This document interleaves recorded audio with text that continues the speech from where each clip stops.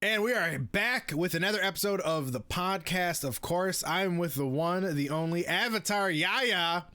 Hey, what's up? What's up, y'all? What's up? Sir, Bro, I've been wanting to be on this for a minute. Yeah. Oh, I'm Yeah. happy you're here. I'm gonna be honest. Yeah. I've wanted you on this for a while, but you always seem so busy, dude. You put so much content out through everything, like YouTube and everything.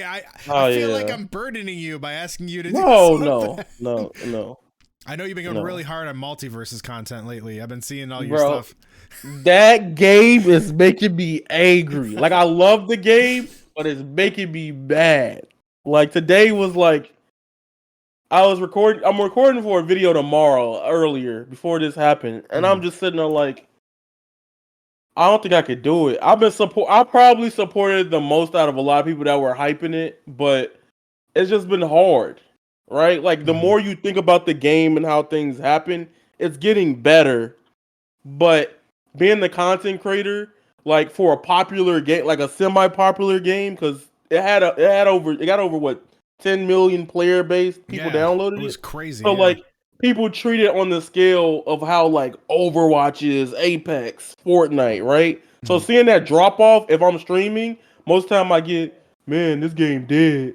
This game trash. Why you playing this game? Like, and it's just in the chat consecutively, and it's like being a person for the FGC. It doesn't affect me because if you look at the numbers, I hate Steam charts. Steam charts Yeah. suck, right? But people use it to fuel arguments, Yeah. and it's like, but the numbers are still good. Right. The numbers are good. Yeah. Like for fighting, like people don't understand. If they're not an FGC head, they have no clue. They're arguing points that are irrelevant. Like if you're comparing like Overwatch to a fighting game, you already screwed up because of like at launch, any fighting game is going to be huge and popular, and then it just plummets, and then the real like hardcore players stick around. That's how it always is for every fighting game, including Smash Bros. It always is the case. So everyone gets all these, and when it comes to Steam charts, they're completely ignoring PlayStation and they're completely ignoring Xbox. We don't know what the numbers of multiverses are. Could be hot right now. I know for a fact my nephew's playing multiverses. He doesn't even know who Gizmo is, but loves him, and he's playing him right now. You know what I mean? right. Yeah. Like him and his buddies. Like he's 9, and he's playing multiverses because it's free, and it's super fun. And him and his buddies can grind together and get characters together. And he messaged me this morning, and he said he wants to do a solo match against me. I'm like, you don't want that, buddy. You don't want that, buddy. So that's why, like, when I ever see those arguments, when we saw, I think it was like a month ago, people all like multiverse is dead. I'm like, bro, it's in beta, man. Right? Like, what are you talking about, bro? No. That makes me mad because it's like I have my own subset of problems with the game, right? But the problems people are complaining about, you should be happy that for a fighting game that they're doing the stuff they're doing. Like, honestly, you got to give multiverses credit. They've been dropping characters almost every 2 to 3 weeks for 3 months. What fighting game devs doing that? Who is doing that? Brawlhalla's the closest, and it's like every other month they have a new skin, not character. Yeah, their skin, right? Yeah, it's like multiverses is like, okay, we got characters. You get what I'm saying? Like this game, a year from now, gonna look crazy. It's gonna probably be like half of Smash Ultimate by next year. The way these seasons, 3-month seasons, and we got what 4 to 6 characters, and you could get them for free. For free, like that's broken, bro. Like, I'm still a supporter of multiverse. I have it loaded up. When is it Stripe? I think it's Stripe. When Stripe came out, I played him a lot. Like I loved Gremlins as a kid, so I got into that. Like I'm a sucker for that stuff, man. Like when you put in a character I love, I will start playing the game. I played Brawlhalla for like 3 months straight because they added in Lara Croft. Like same thing with Fortnite, man. Like you add characters I love, I'm gonna go play the game. Like right. The second like they Gotham Knights, they added Nightwing. Nightwing's my favorite superhero. Like I've liked him since I was a kid. I will play your games if you put my favorite characters in. And I'm just saying, when they add Samurai Jack into multiverses inevitably, I'm never gonna touch another video game. No, for me, for me it's Scorpion. Yeah. I think that's the character they kind of need right now to shift the momentum because that's the character people wanted in Smash Bros. Mm-hmm. And having in theory, and a lot of people might be like, wait, people gonna look. You could. I'm gonna tell you right now, people gonna click, but it's gonna be on TikTok too. Scorpion is in Smash Bros. Technically, like people are gonna do that, and like Yeah. everybody's gonna be like, oh my gosh, Scorpion should have been in Ultimate. Dang, multiverse is better. Watch, it's just gonna switch. People just gonna switch up again. Mm-hmm. It's like it's gonna be toxic, but it's gonna be funny at the same time because it's gonna bring hype. Scorpion was like my top 5 picks for Smash. And near the end of Smash's ending when they added Sora, I was rooting for Scorpion. Was one of the ones I wanted. I have nothing against Kingdom Hearts. I didn't get as hype as everyone else did. It was like I'm happy. It makes sense. It just wasn't for me. I teared up. Yeah, I was like, that was it for me. That because you know what's funny, and it's on TikTok too. I made a video like 4 days before, and I was like, Smash Ultimate. If you want to change the if you want to change the world line right now, Sora got to be your last character. Mm-hmm. If not, Dante. I think those would have been the last two that everybody would have been like anonymously okay with. I really thought it was gonna be Waluigi. I really thought the final character was gonna be no, Waluigi. I would have burned Smash. I would have taken my copy out, and I was like, look, this game was good till today. I don't know why, but for some reason I thought it was gonna be Waluigi, and it was just a troll. Like, and it was done for that reason that it's a troll, because like everyone wanted him. He was like the meme of the game, you know what I mean? And it just made sense. I can tell you this: if they for some reason ever do like a deluxe edition or super edition or whatever, they need to. They really need to right now. Yeah. Well, that's the thing. This is something like I really do feel we are not getting another Smash. I've actually come to this conclusion. Whatever the next system is for the Switch, whether it's the Switch Plus or whatever the next system will be, because we're like 6 years on the Switch. It's time for the next one. You know what I mean? Yeah. I think we're not getting another Smash Bros. I think we're getting like Smash Plus, Smash Ultimate, Definitive Edition, or Smash Bros Ultimate Deluxe. I think that's what we're getting. I don't think we're getting a new Smash. I think we're gonna get a new edition with a couple new characters. That's my theory. I don't think that's the case. The reason why is because that is another theory, but I think I'll be okay with that if they balance the game. Because you mean get rid of Kazuya and Steve? Is that no? I like Kazuya. I don't like Steve. Nobody likes Steve. Steve, I'm not gonna lie to you, and my reaction's on YouTube. I probably have the most disliked Steve reaction because when he popped up, I walked away. I literally walked away for a minute and I sat down and I was like, he might be fun. And I was like, I'm lying. I can't do this. No. And I told everybody, I was like, everybody that asks for this character, you're going to reap what you sow. And now everybody is going through it. And I'm like, haha, I'm on multiverses. But I actually didn't upload my reaction to Steve because it was hard to watch. Like I was at work and I brought my iPad, my phone, and a light. So I'm a mailman during the day job. So I took my break to watch the direct, and I put up my thing to watch the reveal. And my reveal was like, ugh. Really, Steve? It was disappointing. Like, I wouldn't have gotten any views, and it was kind of sad and a bummer. I just didn't upload it. I know, I get that Minecraft is one of the biggest game in the world, or whatever. Sakurai didn't even want it. Like, in the reveal, he was like, yeah, they made me do this. They threw money. Essentially, it was like, I didn't want them, y'all, but they gave me the bag, so I'm going to do it. I'm gonna do it. It wasn't my thing, I can tell you that. But we're getting really off in the weeds. I want to get yeah. This is AvatarYaya. I got to meet you at Combo Breaker this year. You came right up to me. We started chatting, and then I found out you're commentating, and the only event I competed in was in the Bloody Roar. So, how I start this podcast for the first people to ever join, I always ask, how did you make your way to TikTok? That's my first question. I would love to know. Like, how did you start making content on TikTok? Let me hear that story. All right. So, my story on TikTok, y'all gonna be like, what? All right. So, TikTok, right? I was scared to download TikTok because I heard it was a app that steals your data for a long period of time. So, I was like, That don't make sense. Why isn't it apps? Because at the time, Trump was president, and they were talking about TikTok and stuff like that. Mm-hmm. So I was like, oh, if something's wrong with the app, I'm not gonna download it. They're gonna steal my data. Then I actually downloaded it anyway. I was like, whatever. They probably got it anyway. And then I see dancing, so I deleted it. Right? I was like, no, we're Everybody. not doing this. I was like, I saw dancing, and then I actually did the smart thing, and I started typing in like gaming on TikTok or just other games. And the first thing I typed in was Blaze Blue. Blaze Blue is one of my favorite games, Mm-hmm. right? There was nothing. There was nothing. So I was like, dang, somebody got to do it. Somebody got to be the Superman that rises in that space. At least try to. So when I made a TikTok, I was like, I don't know if I like short form content, right? But most of my videos, I have excerpt like I have over 1,000 plus videos. I have more videos that haven't been uploaded yet, right? Because there's some things I'm just waiting to like stuff happen, like Mm-hmm.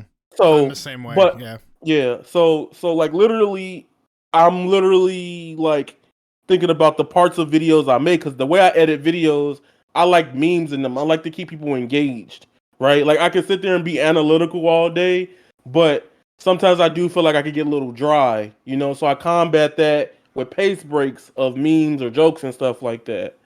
Um, and I could just take those and put them to TikToks. So I do this thing every time I play a new fighting game. This was like the first TikTok that blew up, right?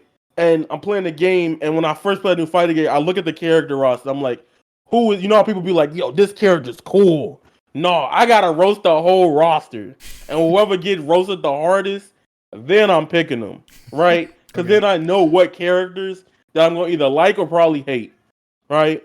And I just put it up there, and I was like, "Yo, when a video pops up on TikTok, it gives me endorphins. Like it makes me like, yeah, this is raw. Like it feels like it's probably the most satisfying app from a social media perspective to see notifications on when the video's doing crazy. Because Mm-hmm. I don't have TikTok notifications on because I already got so many notifications, emails, Insta, YouTube, Mm-hmm. sometimes Facebook, and sometimes I just want to limit myself. So when people at me in those like questions and stuff or tag, I'll be seeing yours, right? And I'll be like, dang it, I could have reacted to this, but I just don't be thinking about TikTok this day. Um, and I'm trying to get better at that. But like I got into TikTok and I was like, yo, I'm starting to get people to follow. People like the content here, people like the little short thing. And now I'm seeing how the scape of content creation is changing with shorts as well. Mm-hmm. It's beneficial for me to learn and to adapt to be able to make shorter stuff. Because sometimes I can like, for example, I had a multiverses video about the Steam chart toxicity. If you look how short the video is on YouTube versus what I actually have in Vegas, you'll be like, huh? The video is 1 hour and 20 minutes long, and I cut that down to 12 minutes because I could get too deep into some things and I could talk all day. But as a creator, it takes too much time out your day, and then I edit for other content creators too. So the more time me doing that, the more I can't get my stuff done. I'm editing other people's stuff, and it's like as much as I love doing that, I want to grow too. I want to do this myself as well. So that's how I got into TikTok. I was like, yo, this is a way of practice. And see what people like, what people don't like from me. I've actually seen some of your shorts show up on my YouTube feed. Oh, I follow you on YouTube, of course, but yeah, like I've seen you show up a couple times. I'm like I've been slowly moving on there because the big change happening in January with YouTube Shorts. yeah, So like I want to have like a nice catalog ready to go. So when people yeah, start going there, like if they've never seen, if it's like the TikTok algorithm even a little bit, people are inevitably going to see some of my videos because like right, I think I may have a little under 100 videos shorts up right now, maybe a little under, and I want to hopefully get at least 200 videos on shorts because eventually people are going to go down there and it will cycle through. There has to be someone that likes fighting games that's going to see these videos. You know what I mean? That's in the back of my mind that with how YouTube shorts are going to go. And YouTube or short form content, it takes a while to get used to, like especially from yeah, like a comedy aspect, like you saying you're doing memes and stuff. Like it's a little bit different than doing like a full-fledged video. Like yeah, I give you credit for doing full-time YouTube because like I yeah, spent like technically a month making one video for YouTube, and it's sitting around 40 views right now. and Oh, it sucks. It does suck. Yeah. bro, like I think you saw I did like a spooky fighting game over on TikTok. Yeah, I And saw that. I then saw then that. I posted on YouTube, and I thought like, you know what? I put a lot of effort into it, a lot of extra stuff. Like I actually went and learned some things about like editing and sounds and all of this stuff. I tried to work on the thumbnail a little bit extra. I did the title. I changed everything to put more effort into it, and it's just like no. So like anyone who's trying to be like a YouTube creator, I give so much respect for it because I know how hard it is, man. I know how hard it is. I love y'all. Look, the double-edged sword of this is I love y'all because I don't know how you do like I show my like one day and I have a Discord where it's full of content creators wanting to grind and we bounce off ideas, right? And I screen share your TikTok because every time I type in FGC TikTok, you're up there. You're always up there, and I'm like, and I'm sitting there thinking about stuff. I'm like, yo, Field a homie, but somebody got to get up there, bro.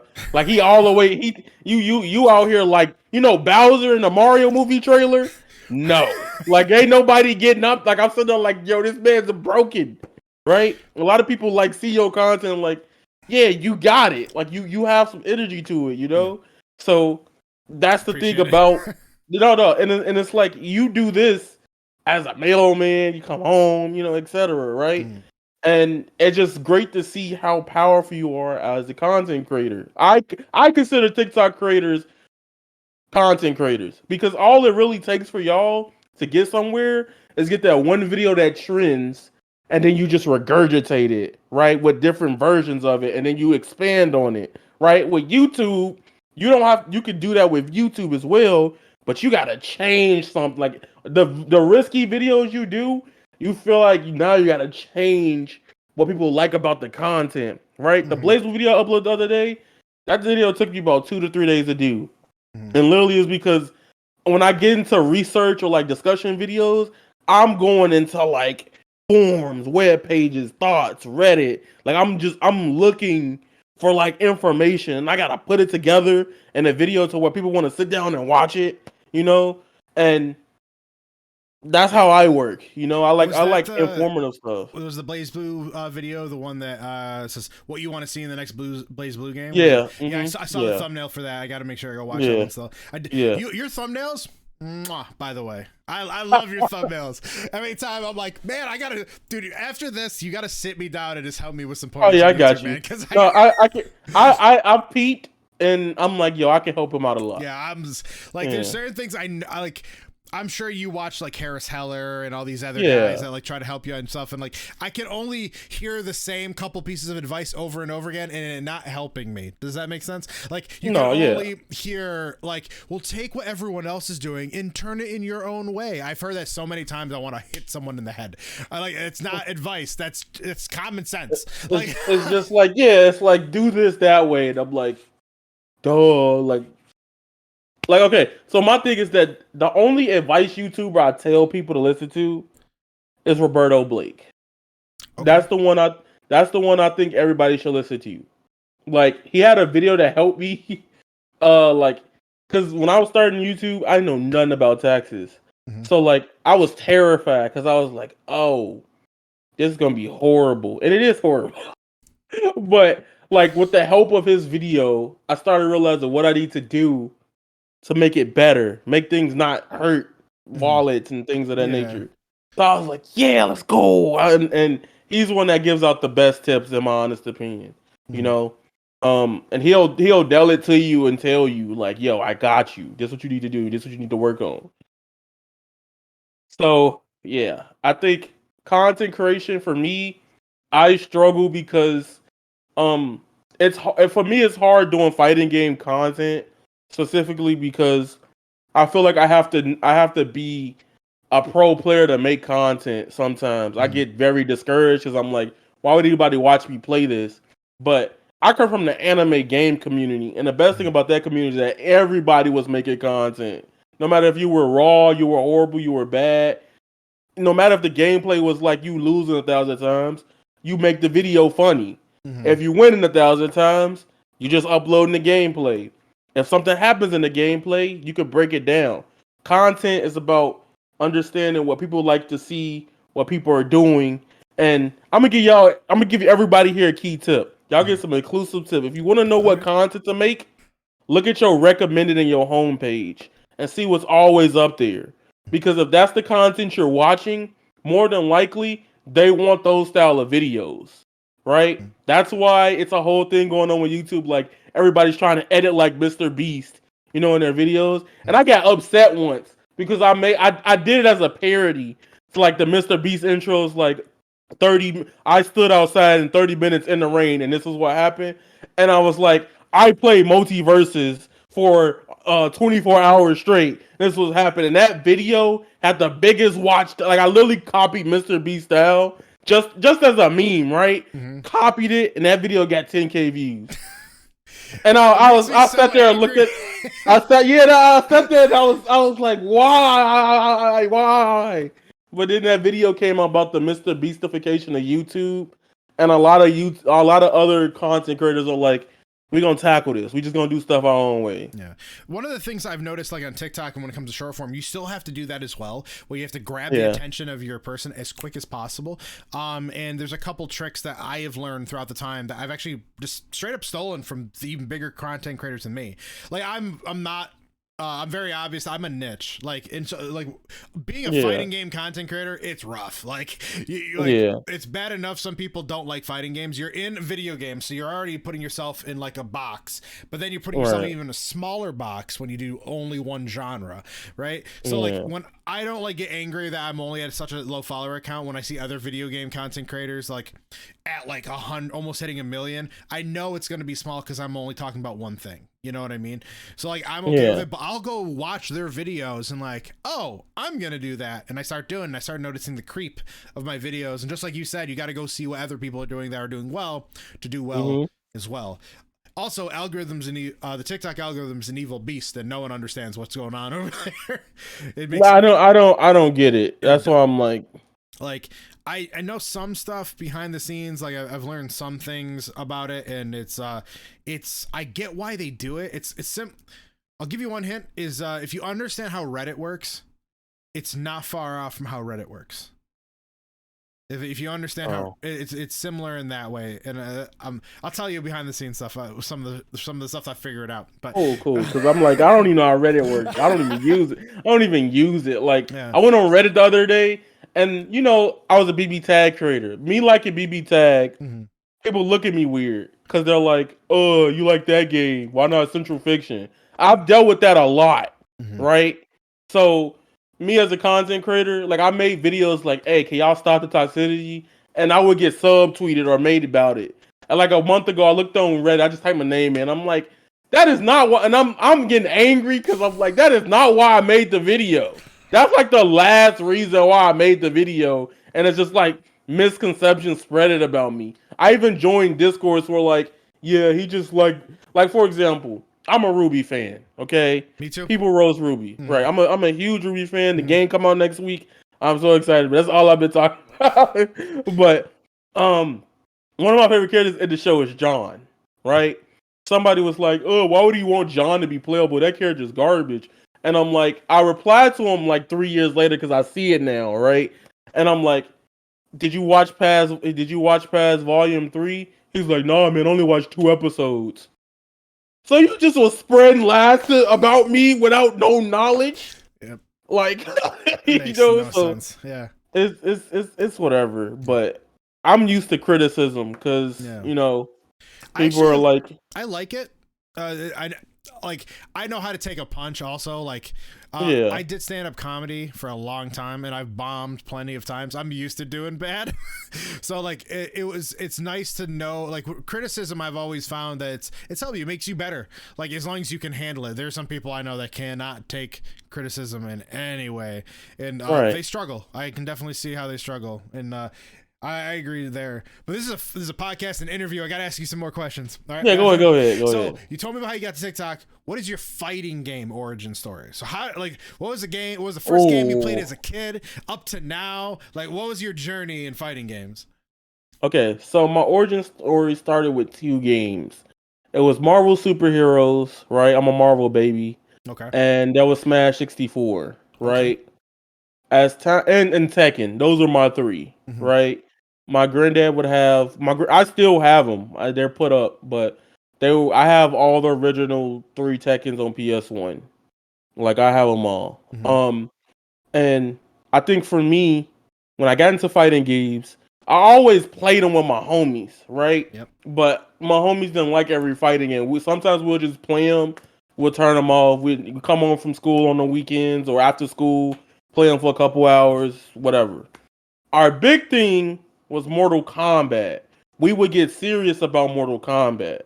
For some reason, Mortal Kombat was just our thing because it was just at the time the character designs was the huge big thing for us. Scorpion, Sub-Zero, Sonya. Like the reason why they made Sonya was why I picked Sonya. If you know, you know. I'm not gonna lie. I'm not gonna sugarcoat it. The reason that's why Sonya, Kitana, Jade, like I Jade, love them I've been a characters. Jade maid for pretty much my entire Mortal Yes, I've Kombat career, been. so I understand. I picked. Look, literally, I used to pick characters based on the color. Mm. Right. So if you had green, green's my favorite color. That's why you see it on my YouTube everywhere. Mm. If you had green, right, I probably picked you. Yes, I was considering being a Ramlethal main. I'm sorry, everybody. I'm sorry. So at one point, Jay was the character. I played all the Mortal Kombat games, etc. We get to 8th grade of elementary school. Now, me and my homie, we would learn at this point. We played Mortal Kombat like super casually, but we was at the point where we was making bets like our grandparents would be like, all right, whoever lose gotta wash the dishes. Whoever gotta do this, take the garbage out. And like I hate washing the dishes. So like at one point he was beating me every weekend for like a month, and I'm like, all right, that's something I'm just not doing. And I realized there's combos. So I beat him the first time, and he's like, "What? Where'd you learn that?" I'm like, "I don't know. I think I did the trial or something." I remember saying that. He was like, "Nerd," and I'm like, "Okay, whatever." I'm like, and he came back and then he learned. So it was just every weekend somebody was doing something they didn't want to do. Then we get to sophomore year of high school. Sophomore year of high school was Christmas break. I was in biology class. Now my biology class is whatever. I hated it, but I was just in there like chilling. The teacher, she brings in Mortal Kombat versus DC, right? And I'm like, I don't want to play. But there's this kid in the class. He was light skinned, but he was beating everybody with Sub Zero. Because in that game, he had to teleport that was 3D and people didn't know how to do it. I'm like, how y'all losing to this? So in the back of my mind, the teacher says, all right, whoever can beat him, I'll round your grade up. Now I had a C. All right, so I'm sitting there like, that means I don't got to come back the first week of Christmas break because it's the first class in the morning. In my brain, I'm like, this is my chance. So Awesome. I literally was like, he picked Sub Zero. He looked at me. He's like, you don't look like you play Mortal Kombat. Me back then, introverted. I'm like the anime guy, like whatever, right? Did you have So like he would the tell Kingdom Hearts hoodie? yeah, Kind like of the thing? Mickey. Yes, yes. I was Awesome. definitely like, I was like, idiot. It doesn't even matter. That's how I was back then. That's exactly how I was. That's exactly what. So literally, I'm walking in and I'm playing. I pick up they're playing on PlayStation, right? Now I'm like, my brain goes to farts, right? Because I'm usually on Xbox with MK versus DC. Because at the time I wasn't really good at translating the buttons. So what I did was I was really weird back then. Whatever the button was on the PlayStation controller, I made it that button. So that way my brain would auto press it and not think about the configuration of what I'm holding, right? So I literally on that stage you have to wall break to fall down, and you can fall on the button. And like I would do this, like I did the trial combo, the ugly. If you seen MK versus DC trials, you know how stupid they are. Yep. But I I got practiced it it so right over much. there. I can go grab it right Yeah. now if you want. I have it sitting right over there. But that game trials were stupid. But he hit me one time with a freeze. And I was like, oh, so you just gonna keep throwing that? He's like, yeah, you're not gonna get near me. And I'm like, oh. So I literally 70% in front of the whole class. He got salty and left. But I realized I was like, that felt good. Later that week, I went home and that was the Smash documentary. Smash Bros. Was my favorite thing. Yep. And that's when it started. That was the moment I realized I was like, oh, I think I love this is my favorite genre. And some way it's gonna be a part of my life. And I told myself that sophomore year. Once I saw the Smash documentary, because I didn't even know you can play Melee like that. So I started learning. I didn't get to learn Melee because at the time, like being in neighborhood and stuff like that, like I didn't have a GameCube anymore. We had Brawl. Nobody liked Brawl in my area, so I couldn't play Melee because all the other people that played Melee lived in like the rich part of Chicago, and it was just like, oh, I got to just play what I can play. But fast forward to college, when I finally get to college, I'm like, yo, I'm actually about to play competitive Smash Bros. And I went to a bar. We had a bar here, but on Thursdays they would run a local, right? And there would be so many people come in. This was at when Wii U was out, Mhm. right? And they used to talk smack to me because I played Sonic, right? I was a Sonic guy because I was like, "Oh, what you gonna do? Hit me? Can you catch me?" Thought I was feeling. No, you got to catch me first. So I would literally hit people and run to the other side. But then they'll be like, "Oh, he's a." They used to call me Thorn, right? Because I was always getting spiked, right? It Mhm. was so corny. I beat him, and I was like, "Dang, I need more of this." Right? But then it came to realize the other way I got into like actual 2D fighters though, just to answer that as well. It was Street Fighter. I was the 09er. Mhm. I was the 09er. So for me, my friends didn't like Street Fighter. They didn't like it at all. They was like, we just gonna play MK9, bro, for like years. And I'm like, nah, bro. Street Fighter where it's at. I love Mortal Kombat, but Street Fighter, yeah, and that's when I met other people. It was Street Fighter and Tekken Tag Tournament 2 that got me back into fighting games again. Mhm. Um, and I Every would play game you've Blade. mentioned so far, I'm just like, I love all of them.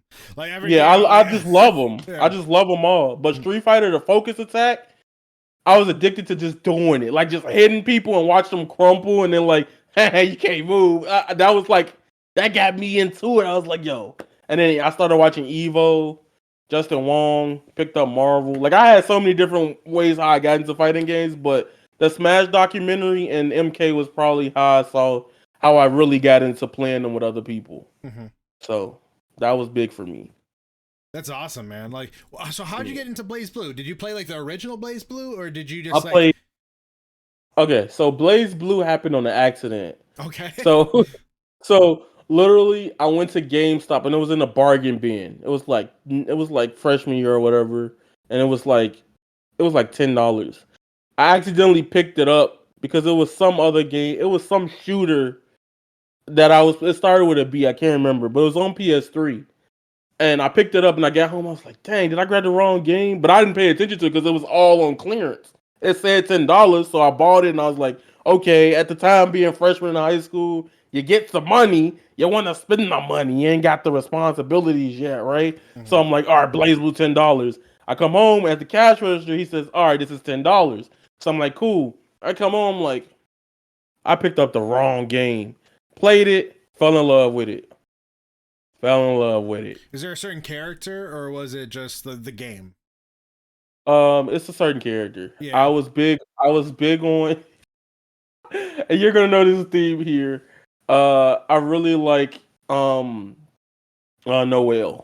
I Oh, really like oh, that Noel. all makes sense. I thought you were gonna say Makoto, and I was like, Yeah, Makoto too. yeah, It was. I didn't want yeah, to say Makoto. yeah. See, I said child. I didn't want to. It was Makoto too. Yeah, But like, I really like designs like that. yeah, But um, Ragnar was dope too, yeah. Ragnar and just I has that really like. like. I really thought the first time I picked up that I played Blaze Blue, I thought it was Vash. The Stampede from Trigun. Oh, Like when the first time I picked it up, I'm like, what is Vash doing in this random anime game? And then I found out yeah, it's not, and I'm like, oh, what is this then? Because they look very similar. I didn't know the difference. yeah, Because like I fell off of anime. I like stopped watching anime seriously like in like 2015. Like yeah. I just fell off of it. So any old anime, I recognize them. So when I played Blaze Blue, I think it was like 2017 is the first time I ever played one of them. And then I'm like, oh yeah, I'll play Vash. And I look up, and like, all the people are like, "Who's Vash?" And I'm like, "Okay." And but Ragnar, he has that whole like protagonist feel about him. You know what I mean? Like he just Yeah, looks like, yeah, he's a main character. That makes sense. right. Yeah. hmm But So Yeah, Ragnar was a character because I used to play like a lot of the games that I like. I would play them by myself because all Mm-hmm. my homies hated them.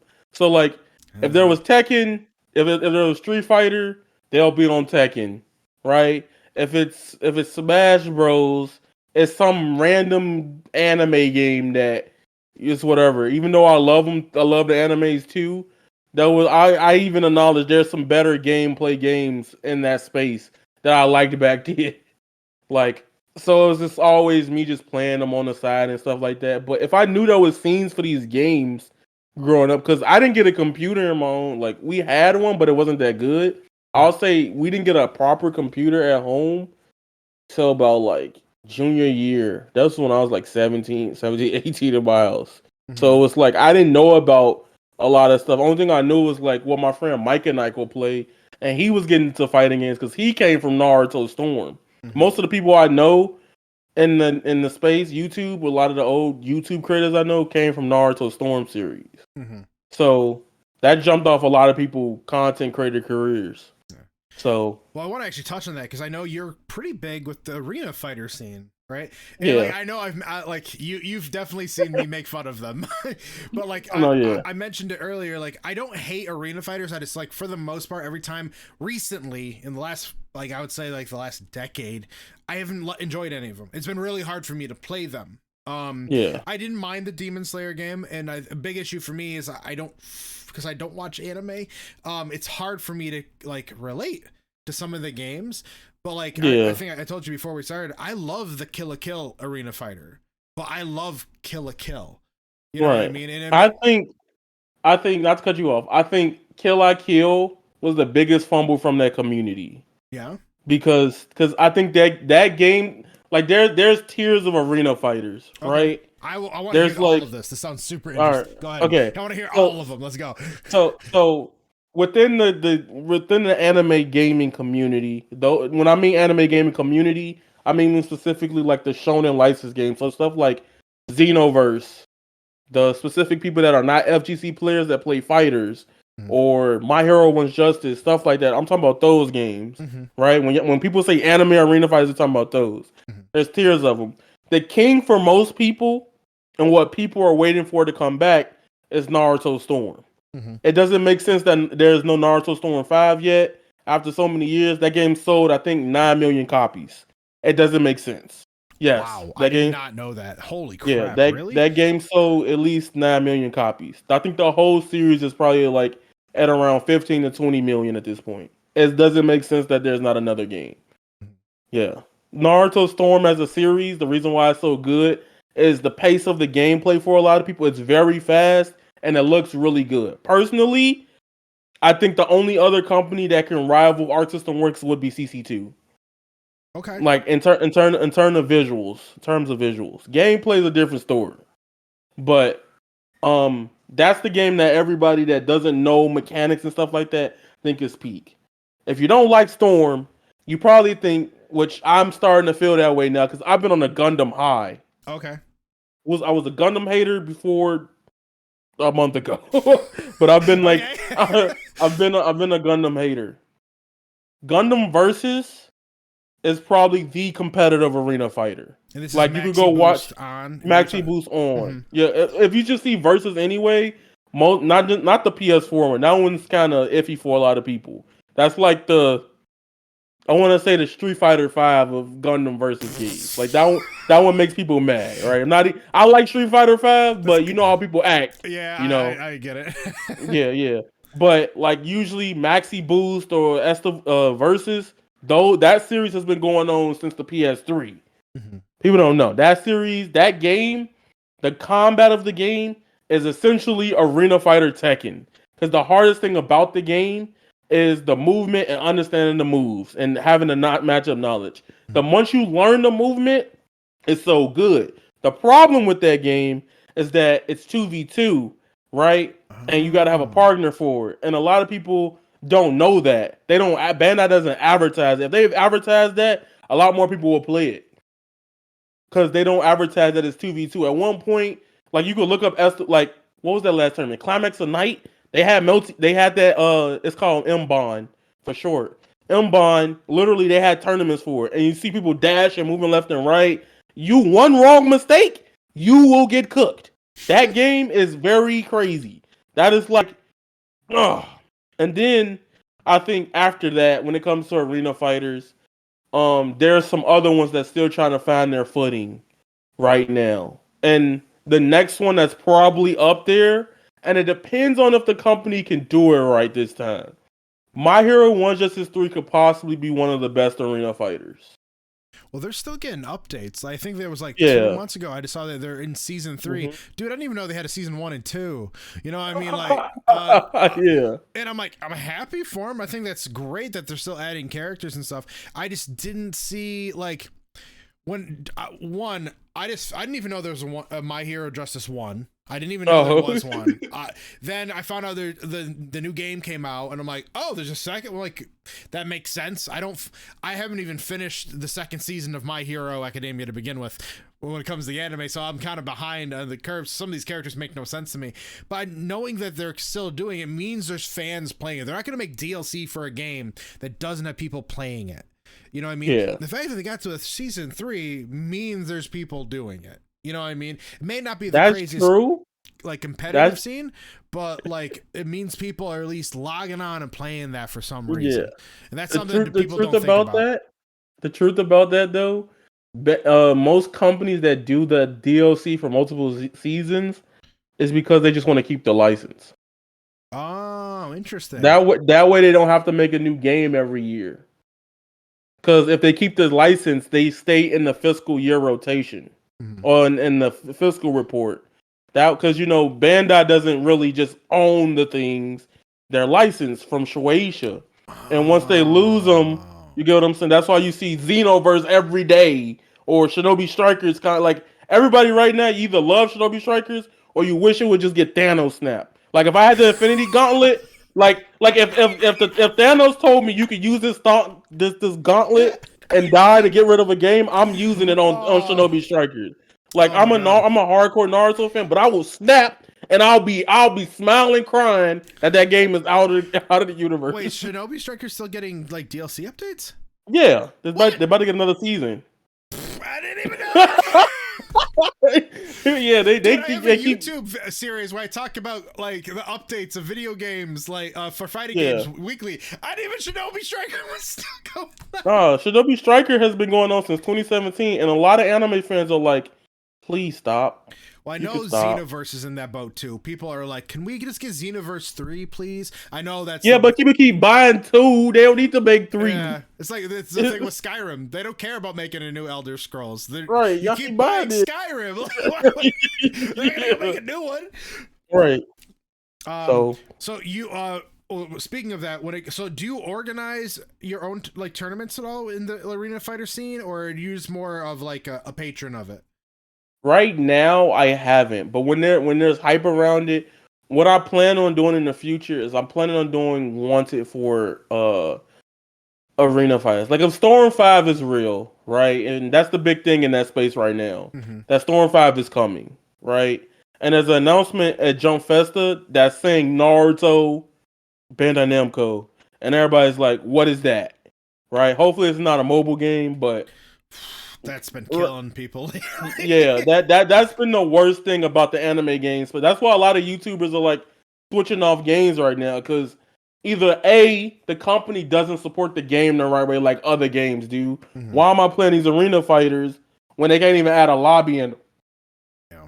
I can't build those community events. You want me like okay? Here's the thing about the Kill la Kill tournament. That Kill la Kill tournament was probably one of the hardest things I've ever done in content creation. I have a Kill la Kill tournament on YouTube with like 4K views. Right, that was the biggest Kill la Kill tournament, and it was my fault because I think I capped it at 128 players. That was the dumbest thing I've ever did in my life. Yes, right. Well, let me know what the next one is. I'll compete. I'm planning on doing one for the next anniversary, so y'all got that now. But I just keep forgetting because it's something happening always in July. Either I'm not at home, I'm at Evo, or going to some event, and bam, I just forget about it. Yeah. So, but generally that tournament was hard because they don't have a lobby in Kill la Kill if. right? So it's hard for even the fighting game players that do like these series take it seriously because there's no way to play with multiple friends or spectate. Mm-hmm. And that's been my whole fight with Bandai Namco and all these anime game devs. Yeah. Demon Slayer did the same thing, but Demon Slayer just got its slack because we got on them about it in Storm 4, right? Naruto Storm 4 is CC2's game, right? And Demon Slayer is CC2's game. We had a whole campaign. You can even look it up. It's called #FixStorm4. Everybody was making videos like, hey, CC2, fix your game, give me my lobbies. And we had endless mode, like player lobbies with 8 players, but the spectating didn't work for like 6 months. That's so dumb. Right? Okay. Right. Like, I didn't even know any of this. This is so good that yeah. you tell me this. So the reason why anime games do sell is because people love the IP. Demon Slayer was gonna do good if it was garbage because it's the biggest anime in the world right now. Mm-hmm. It was done. I told all my friends I got a review copy of it, right? Mm-hmm. And I was like, this might be. I literally told you I was like, this is way different from Storm. This might hit, but in some areas it might suck. But I'm like, it's gonna still sell 1 million. We're gonna know it sell 1 million before the weekend ends, right? And that Sunday morning, everybody at me was like, you was right. Demon Slayer Hinokami Chronicles already at 1.5 million. Which is why I say, and this might be a hot take, if anime arena fighters got their stuff together and the FGC accepted them, we would literally be up there, probably behind shooters in terms of genres. Mm-hmm. Because anime games sell so much. If there was a way to support it, like the 5th best-selling fighting game ever, like 5th best. So there's like the big 3. There's Smash, number 1. There's the big 3, Tekken, or Street Fighter, Mortal Kombat, and Tekken. And do you know what number 5 is after those 4? I'd probably Tenkaichi, Dragon Ball. It's Dragon Ball, and they can count everything. So that's Xenoverse, that's Fighters, that's Tenkaichi, Buddha, that's everything. Dragon Ball is one of the biggest IPs in the world. It competes with Pikachu. All right, like it's just gigantic. So like we're ignoring it. I guess my question when it comes to what do you think is is it just the lobby system? Like, what are some of the things you think that's holding people back from playing arena fighters? Well, number one, it's kind of happening with even modern fighting games where people are like, oh, this is too simple. This is dull. Arena fighters, for a lot of people, they see the one button structure and they're like, this is boring. I understand because you like something with more grit to it. You like the quarter circles, you like that. Arena fighters have the same concept as like, you know how everybody was raging a week ago about the Sakurai statement with fighting games, with the combos and stuff. Yeah. That's what arena fighters really go for. The mind games is what's important. When you have 2 players, a lot of arena fighters is meter management and resource management and reactions. That's how I play them. And just to answer another question, I think, like, I've gotten top 8 in Naruto Storm tourneys. The one that, in my honest opinion, matters because it was IRL and that Afro Senju and everybody else in it. Like, that was probably like that was like the tournament of, I'm gonna be honest with you, that was like the tournament of power for like Naruto Storm. Like, because everybody, like, people that was there, they was telling me in Discord, like, oh, Playco's coming. Everybody's like, oh, Daddy. Like, everybody's like, why is he here? Why did he fly here to this tournament? Right? And at that time with that tournament, I quit Storm, right? I was too fed up with Storm 4. Like, I think Storm 4, a lot of people love it because as anime games grow on, there are newer audiences that get into them. So the vocal minority that care about the state of the game will wash out the fans that's like, but there's Naruto in it, right? So that's another problem. Like, they don't need to care about the vocal minority because they're still going to make they sales anyway from the product. They work different from that. Like, literally, Demon Slayer was broken for so long. Demon Slayer just got a lobby like this summer. It's been out for at least a year, right? Yeah. I know they had a full season. It's been a year now. Yep. Yeah. So like, one of the issues I had watching, because I actually gave it an honest go because I own Storm 4. Someone gifted it to me because I made fun of Naruto Storm 4. Someone gifted it to me. I made fun of it, but like I tried watching competitive gameplay. One of the issues I have, and I'm like, correct me if I'm wrong here, the flashiness that happens on screen isn't like Like there's no boundaries to it. So like when you're seeing the flashiness happen, you can't even see the character on the screen because there's a fire whirl or like a tornado, and it was almost to the point I couldn't see what was happening. That was like one complaint I had, and like I don't know if that's like maybe that's part of like the gameplay where you are hiding your character or not. But that was like one thing I was struggling watching Storm 4, like high level. Maybe I was watching you for all I know, but like but I was trying to watch it and I couldn't actually see what was happening, and I was like from a competitor or like from a spectator standpoint, it was really hard to follow. Like right. That's the only one complaint I guess I would have, and like that seems like it could be really easily remedied. You know what I mean? Like Yeah, you can fix it. yeah. Storm 4. Okay, Storm 4 is the game that's like they were like, this is the last game. Let's just do whatever we want. Okay. That's the energy they were on. So in Storm, right? Like it's hard to keep up if you don't play it. Because it's like how Dragon Ball characters be seeing people clash, and then you got Chi Chi like, what's going on up there? I don't know. That's how Storm is. Mm-hmm. But a lot of it's just substitution baiting, and then making people fidget, and then like you use like the jutsus, the flashy big fireballs. You probably see a lot of orange in Storm 4, and the fireballs were broken because they let you wither down people's guard while attacking safely. Right? It doesn't give them a gap for them to counter, right? So you will see the fireballs and all this other stuff going on the screen, and it is confusing. Yeah, I'm not gonna lie, it can be very confusing. Sometimes I be playing, and I'm like, what did I get hit by? Yeah, like I feel like if you just had like, I know it's like I know I'm not a game dev by any means, right? But like I feel like just having like a very basic like just an outline of your character within, like you have the fireball going, but you see like a little white outline of your character. You know what I mean? Just so you know where your character is and an outline of your opponent. Because like if a fireball is happening and I can't see my character, how do I know what to press? You know what I mean? It's like from a spectator mode. If I'm just seeing a giant fireball on screen, like I can't imagine the retention is gonna last long.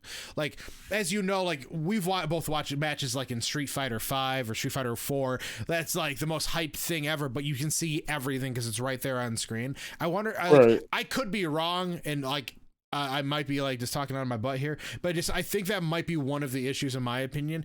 I know there has been some mods in the past with other Naruto games that were hype as shit.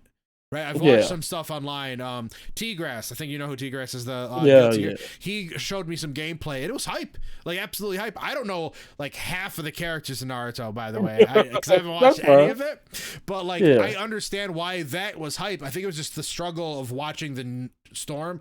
I struggled with that, but I understand where you're coming from. That there's definitely people that are get into it and watch it, because the IPs are huge. Like, and this is just some of them. Like, everyone talks about if they finally make the One Piece fighters. Right, like I'm gonna hate it. Everyone's gonna hate it, but like it's gonna be the most popular. One Piece is one of the biggest forms of media ever. It's gonna be gigantic. Like I'm the guy that wants the fairy tale fighting game, right? So like, I want it too. I want it so bad. Like a lot of people are that I love that game, but a lot of people hate the fairy tale game that came out was pretty solid. Yeah, if you played Atelier Rizza, it's essentially that. It's decent. I think it was a decent RPG. Yeah, you know, what I mean, it was. But I will say, a lot of people are like, "Why is it just a fighting game?" Like I had a dream. Characters ever, man. Like what? Like it blows. No. Okay, so can we take a little loop off of this right now? For sure. Let's talk about IPs of fighting games. Arxis, right? They came out and said with Blaze Blue and other IPs they want to work with stuff. Arxis. If you guys do not make a Star Wars fighting game, I'm gonna get angry. I don't even like. I'm getting back into Star Wars, but like, do you know how big Star Wars is? Yeah. You gonna change? You probably gonna change to escape bro. Darth Vader and Arxis graphics. You know the lightsaber. Yeah. Like, come on, bro. So I want a Star Wars fighting game too, but I don't. I want it to be made by Bandai Namco. Hear me out. And I just want them to do it in the Soul Calibur engine. a full No, roster. that's fine. Yeah, That's like perfectly I fine. thought what they did in Soul Or Cal 5 or 4 or whatever it was, mhm, dude, that was so awesome. But I yeah, like it's hard to have Mitsurugi versus Darth Vader. You know what I mean? right. If you get Darth Maul in there and like Ahsoka and like Darth Vader I'm and dropping Leia, $70 bro, for Ahsoka. I'll drop any amount of money for that. Are you Yeah, serious? yeah, like Like, and everyone says, well, some characters don't have swords. Dude, who cares? Han Solo is gonna blast everyone anyways. He's the zoner of the game. Like, right. Cad Bane. Can you imagine some of these characters? Dude, I would play the shit out of that. And I also like Cervantes in like Soul Calibur already has a freaking gun that he shoots people with. So like Right. they already have all the aspects of the game, and I think it would be sick. They've already worked with Bandai Namco in the future. I would love that. And also, I want Arxis to stick with anime games because I really want Fairy Tail. He said about fairy tale. Bro, I just Yeah. want I said it. I think I don't know if you saw my tweet. I said it, posted a couple months back, but if they ever make a Fairy Tail fighting game, I'm not lying. I will be the best Kana Alberona in the world. Like, I'm letting you know, I will be I will main her, and I want people will go to my channel for advice. I will be the best. No, I will mark my words. I will be a resource for that character. Yeah, you know what? I'll probably be the Lucy Orgagio. I'm not Let's gonna lie to go. you. Let's go. Yeah, I'll probably be them too. I Yeah. think those would be the ones I play with. I don't even care. There's so much hate for Fairy Tail. I love that show. I I like it too. Yeah. I just troll just because it was the crowd thing, but I actually like it. Yeah. Like I don't really hate it as much. I watched Fairy Tail at like a I don't want to say dark place in my life. I went through a really bad breakup, and like that was the thing. I would come home and I just needed to like let loose and relax. And I just one day just happened. I saw the logo and I thought the logo was cool, so I said like sure, let me. I've watched anime in forever. Click it, and I watched like the first season in one weekend. I'm like, how have I never heard of this? This is awesome. And it's the music, dude. The music's really good. Dude, The music really makes animes, dude. Like, yeah. everyone made fun of SAO for the longest time too. Like, I love the music in SAO. What's the other one that's really popular? Oh, Seven Deadly Sins is another one that was really cool. Like, I'm a hater of that. I'm a yeah? hater of that. Why's that? To me, Seven Deadly Sins is anime Ed, Ed and Eddie. What? And the reason why, because the fight scenes don't make like stuff just like okay.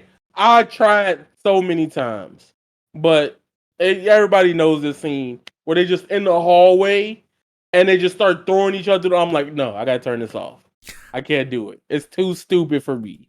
Like I couldn't do it. I was like it's supposed to be a serious moment, but like, and then he just slaps him through 4 towers. I'm like, look, I'm good. I can't do it. Can't do it. One of the like I forgot is Escanor is the one of the characters from there, and he's like Yes. he's this total badass character, and he has one of the like the most like cocky dope lines I've ever heard in all of anime, and I was like, whoa. And like I think that's another reason why I stuck with it, because like I watched season 1 and I forgot about the show, and then it came back with another season, and I didn't watch that season, and then season 3 came out, and then I was able to like watch all of it in one thing, and like they introduced new characters and stuff. But I do understand, because I respect the fact that you don't like it, you know what I mean? And that's something that doesn't happen in the anime community. Yeah. Like if you don't like something, it's okay, and if I like something, you're allowed to make fun, but don't like hate on someone for their opinions.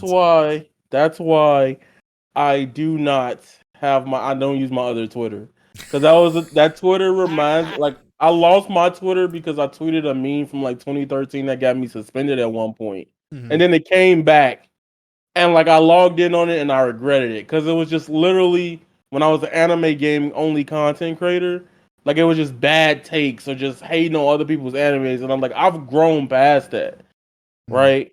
And I'm just like I can't do this, I can't. So. Yeah, I don't like Seven Deadly Sins, but I respect that people like it. Like, if I don't like something, it ain't the end of the world. Like, y'all could like it too. You know. We're almost coming up on an hour, but I definitely have 2 more things I want to talk to you about before we get out of here.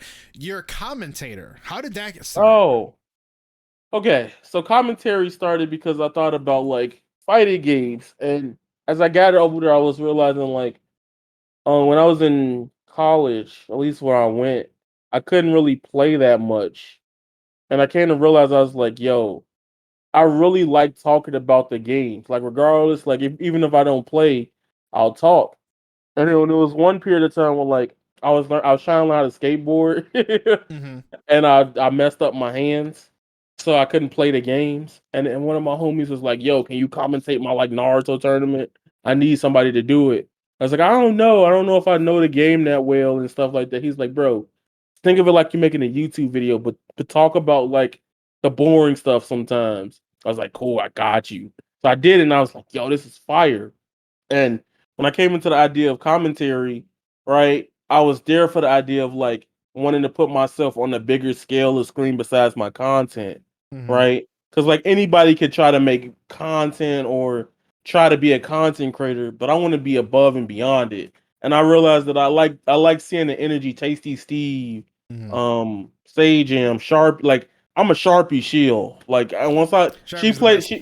she plays the game that I can't play. Like I just that you know how everybody has that one fighting game they wish they was good at. Mm-hmm. I'm just lazy. That's what it is. That's the honest answer. Just I'm not gonna sugarcoat it. Like I'm just gonna be like, listen, I just didn't want to get into Skullgirls at the time, Mm-hmm. and I used to play Skullgirls with my friend because that was the only game my old PC can run. My old PC was probably one of the worst ones. It had Intel HD graphics, and I remember showing my friends that I had like 1.5 like thing of RAM. That's how bad it was. It used to take me 8 hours to render a video. So if I didn't finish the video that night, I would literally render it while I'm at school and praying nobody turned off my PC like they would turn off my PS2 with no memory card. Oh, that So was the worst. and that's how I would make content for a minute. Mm-hmm. So I got to college and I was like, all right, I got this money. Let me just buy a PC. Yeah. Make it back anyway. Yeah. That's how I think it was like last year I was actually able to like reimburse myself for buying my PC, which was like the best purchase I ever made. Like editing videos. Oh my god, I remember doing it on my old like Dell laptop and it was brutal. And like I didn't have second screens. I was doing everything. I was tabbing everything out to screen Oh, record. Oh my god, it was the worst. It was the absolute worst. But that's actually how we met. Like yeah. I gotta tell you something. You were actually the first person that when we went to Combo Breaker last year, you were the first person ever to recognize me at an event. Oh. You were the first person ever like came up to me. Are you Phil from TikTok? And I'm like, yeah. Like you made Oh. my weekend, dude. Like you made my Oh. weekend. No, because it was just like you have a distinct look to you, right? It's the Like beard. this strong. Maybe it is just the beard, but you just had this like composure to you. Was chilling. You were looking around. And I was like, "Yo, is that Phil?" And everybody's like, my homies is like, "I think that is," but I don't want to walk up to him. Like, man, stop being scared. I'll do it myself. So I walked up and I was like, "Yo, is that Phil?" That was dope because like as a creator, I would watch your TikToks like all day. Like I would just literally just be looking and like, how does he come up with this? I would just think to myself like it was one thing you did the impossible. It was like the impossible mirror challenge or something like Oh, that, the or loop. impossible duet. And I was like, what is wrong with this? This man is in. This man is with Doctor. He watched Doctor Strange one time and made that happen. And I was like, Oh, okay. wait till you see what I do next with the Mr. Beast video. I got something wild coming down the road. Wild. It's uh, But but you met through Bloody Roar. Like you yeah. commenting Bloody Roar. And you actually have kind of like inspired me because next year I'm either going to be in top 8 of Bloody Roar or I'm gonna commentate it. It's two Yeah. ways, one way or the other. Because like I've been practicing. I finally learned how to like guard cancel. Like, and the thing is, Right. I'm only playing essentially with like one other person and practicing by myself. And like, you need to play with other people in those old school games. And like, don't get me wrong, there's an awesome Discord and community for the Bloody Roar community. But I'd love to know, how did you like find your way to start commentating on Bloody Roar? Okay. So essentially, right. So here's what happened. I did commentary in 2019.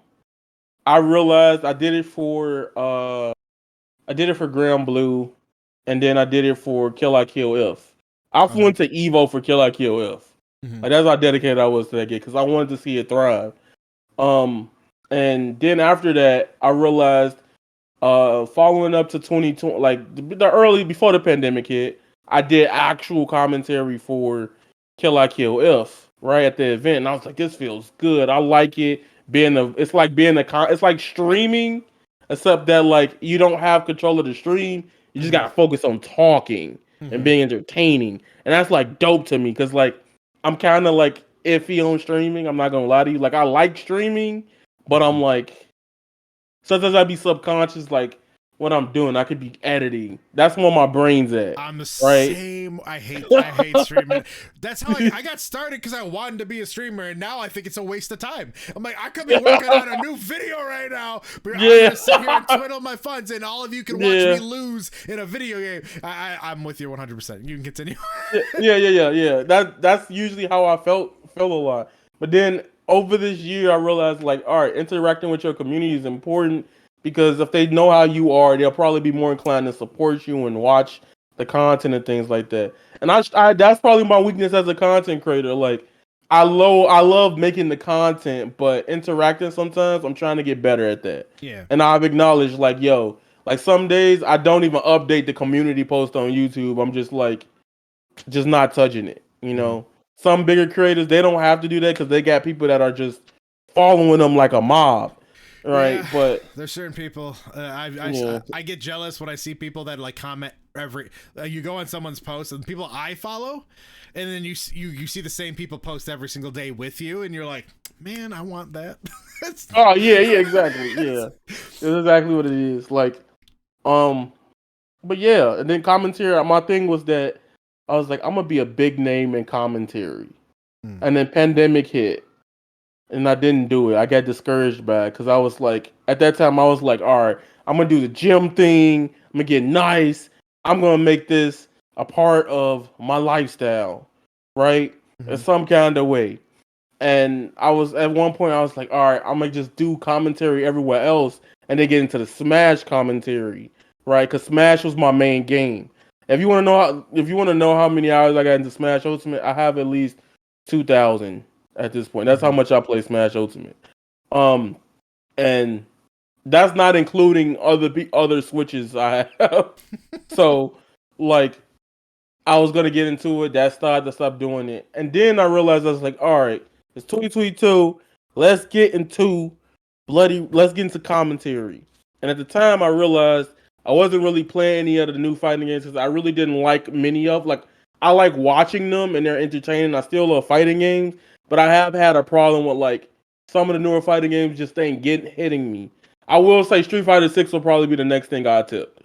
Like Street Fighter 6 is Mm-hmm. godlike. Like I that game is like the best. Like the first time you had that freeze pop from the corner, Yeah. that's Street Fighter 6. That's how I feel about Street Fighter 6. I have high hopes in that game. That game is I but might have to when I host my first Street Fighter 6 tournament. I may have to bring you on as commentary then. I will do it 100%. Awesome. Just let me know. Good to Let know. me know. But um I will say I got into Bloody Roar because I was like, let me try to look at what tournaments are gonna be there. Try to get into commentary, and I don't think anybody was really gonna do the commentary. The person that was gonna do commentary, I kind of figured he was gonna get top 8, and I'm not gonna lie, I was super excited because it was ketchup and mustard. Because Yeah. I was into Mortal Kombat heavy, Yep. right? I don't like MK. You probably know from the TikTok sometimes. Yeah. I roast MK11. You Like that have game. to. Yeah. That game Like I was roast weird, it. dude. Yeah, that game was so like it had all my characters, it had all the cool stuff, and I just couldn't dig with the gameplay, right? So watching KND being at combo break and then them getting top 8, I'm like, oh, I got a new guy to commentary that doesn't really know that much, but they just subbed them in. And we just talked about like Bloody Roar for like an hour straight. Like I Hmm. was just teaching them just like basic air attacks, air rolls, get Hmm. up attacks, right? And I played a lot of Bloody Roar, but I haven't played it a lot competitively.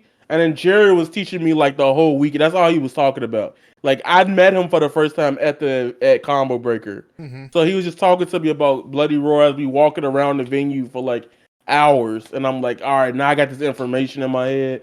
But I was already gonna. He said, "Just go ahead," because he was like, "I don't think anybody else is gonna know the commentary or be able to do it as fun as you."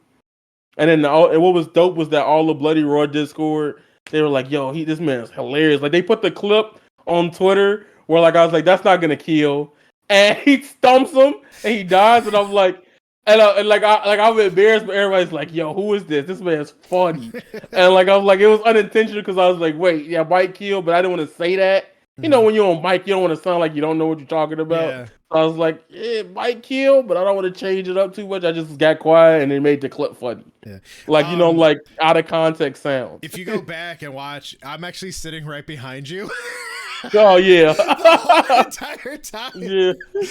Oh, well, I'm gonna let you know next year at Combo Breaker if BR is there. I'm signing up for commentary, so it'll be if I lose and I don't make top 8, we're gonna be commentating together. That's gonna be great. Because I'm pretty sure I think it was you commentated with was it Necro? You and Necro? Yeah, Necro. Yeah, Necro didn't even know what the game was. I'll do it. I'll be ready to go. I'll be ready to go. You and me will be doing it next year. All right. Hey, yeah, that's perfect. That's perfect. Good stuff. But man. yeah, commentary is something that like I want to do more of, get more into it. But it's been a confidence thing that I'm trying to fight. That's all it's been, and I just haven't really. I loved your commentary in Bloody Roar and over when you did my DNF Duel Invitational. Yeah, I think you're great at it. I'm very happy. Yeah, a lot of people tell me that, but my brain is like, what if I say something wrong? Then I say something stupid, and that's my problem. It's a more me thing than what. Thank you for the words of encouragement, but. Yeah. Hearing that, it's like, yo, that's a relief. But you know what? Like, I don't know if this is gonna help you in any way, but like every now and then you even see like the huge creators make a mistake. I watched Max the other day and he said something and it was something like that didn't matter, and then he said like, did I say that? Actually, I'm completely wrong. I didn't mean that. Like he this is the biggest, let's be honest, like the biggest fighting game content creator we have, right? And he's admitting like, hey, I was wrong. I don't know. He just moves on, like, and this is something that I know I'm gonna eventually say or already have said something that's not true, and I'm gonna get called on it. Really, I'm like, hey, we're just humans, man. We can't be perfect. So like, if it makes you feel any better, everything you've done, I've been a big fan of. So like, you're doing a-okay in my book. Okay. Yeah. That's good to know. That made my heart open up. Good stuff. Well, the last thing I'm going to ask you before I get out of here is how I usually close this up. I would like you to go ahead and tell the audience where they can find you. Oh, you can find me on Twitter at AvatarYaya _ Don't follow TV. It's the Yu-Gi-Oh profile picture. That means you're getting blocked. I'm like Kamiya. Don't follow that Twitter because I don't want y'all doing that. But you'll see my actual face. And you just find me everywhere on YouTube, TikTok, Twitter. I don't use Twitch because I just didn't like Twitch. But I'm everywhere. You can find me on those 2 to 3 platforms easy. Those are my 3 platforms I focus on right now. Good stuff. So. And how we finish this up is I just need to know, what does the FGC mean to you? Oh, okay. That question, I saw that question. That's when I typed "ooh." I was like, that question means a lot to me because the FGC has changed my life into ways where it helped me open up my shell and wanting to talk about things that I like or things and get to know people. And I think it means family through gaming, and that's what I used to call it. Like FGC is just so dope because it's like so many sub communities of people, and in some way, shape, or form, they all connect. And the FGC is like a family tree. We got 3D fighters, we got 2D fighters, we got 2.5D fighters, we got platform fighters, right? We got spin-off games that are competitive. We have Catherine, and it's all like a giant family tree. But at the end of the day, it connects. And I feel like everybody could be, regardless of the discourse days on Twitter, stuff like that. At the end of the day, when we all come to these events or watch the events, we all there to support the things that we love in concept, and it's fighting games. And at the same time, it's like family. Yeah, it's probably one of my favorite communities to interact with, besides Final Fantasy or JRPGs. Yeah. But there's that. Dude, that's an awesome answer, and I agree wholeheartedly with you. That This community has 100% changed my life too, and I hope it continues to change my life going in the future, and I hope it does for you as well. Yeah. But that is it. This is a killer podcast, dude. We've been going for like an hour 15. I think you might have the longest podcast I have on my channel. Oh, I'm sorry. I talk too much. Dude, we kept on chatting. It's a great discourse. That's all I care about. But we are going to get out of here. Thank you for everyone that's listening. We'll talk to you guys soon. Okay. Squirrel.